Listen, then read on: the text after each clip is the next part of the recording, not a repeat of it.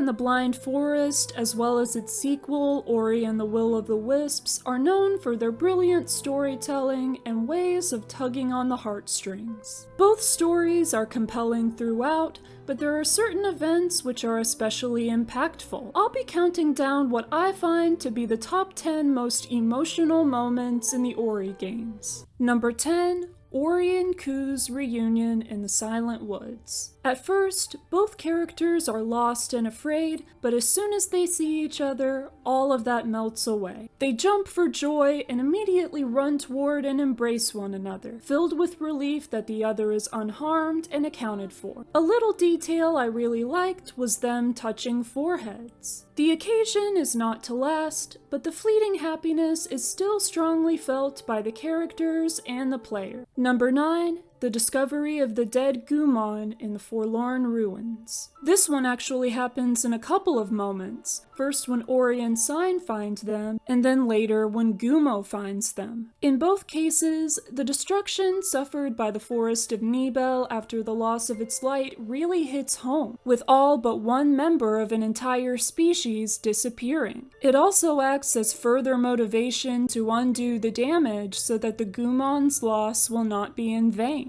Number 8. Shriek's backstory. All Shriek ever knew was misery, because that's what she had from her very first moments of life. She hatched alone without her parents, and her body was deformed from the decay. When she found other living owlets, they wanted to accept her, but when the grown owls cast her out, there was nothing any of the little ones could do. Shriek is cruel and vicious, but all who learn her story feel for her, at least in that way. Number 7. Ori's tree sprouting and growing. A brief loss of hope occurs when Ori can't be found, but it's quickly replaced by understanding and contentment once the sprout appears. The following extended cutscene is bittersweet, watching the land regain life as Ori's family members grow along with the tree, the love between them all manifesting just as strongly as ever. Even when all but Ori are gone, their memory remains, and new spirits are born. Number 6. Shriek's death. Shriek's downfall is ultimately one of her own making,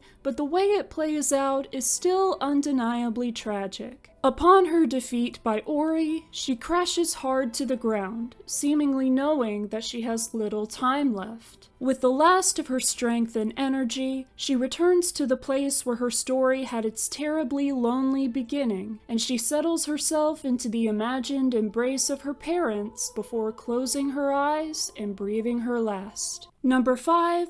Kuro's sacrifice. Witnessing the bond between Naru and Ori reminds Kuro of her intense love for her own offspring, which is more powerful than her rage. As the flames approach her egg, she is filled with horror at the consequences of her actions and realizes that it's up to her to undo them. Just as Naru risks her life to find Ori, Kuro puts hers on the line to restore the forest's light, and everything is set right again by her noble action. Number 4. Ori's stirring of memories. As Ori limps along, exhausted from their battle with Shriek, they become acutely aware that their life as a spirit is coming to an end, and they begin to reflect on some of their most significant memories from it. They see Ku's birth, Qualock, and Ku's life-threatening injury. Finally, they take out Kuro's feather and let it go, knowing that they won't need it anymore, and allow themselves to undergo their miraculous transformation. Number 3.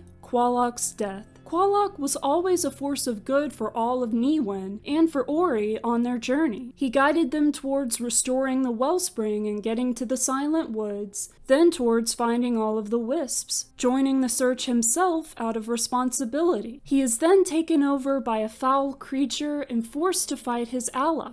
With his injuries too great for him to survive, he is able to bid Ori a sincere farewell before fading away. Number 2. Ori losing Naru. Ori is able to get the one thing that Naru needed, but they're still too late to help her. It's especially heart-wrenching when they first realize that something's wrong and try to rouse Naru, only for her to be unresponsive. And then Ori sadly curls up against her. Ori will eventually get Naru back, and this event does set them on their path to save the forest, But they don't know these things yet, and all they are is sad, alone, and helpless. Before we get to number 1, some honorable mentions. In no particular order, these are Ori being revived by the spirit tree, Naru losing her father, Kuro's egg beginning to hatch, Ku getting injured by Shriek and found that way by Ori, and Ku being healed as she is reunited with Naru and Gumo. Number 1, Kuro losing her chicks. Having Kuro revealed to be a grieving mother makes her a compelling, sympathetic villain, in my opinion.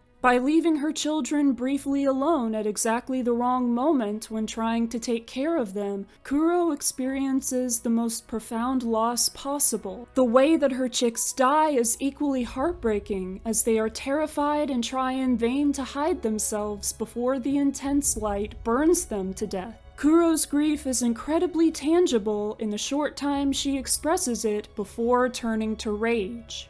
So what do you think? Do you agree with my list? Which moments from the Ori games do you find to be the most emotional, and why? Let me know in the comments. Thank you for watching this video. I've got plenty more on lots of different games and media, so be sure to check those out and subscribe.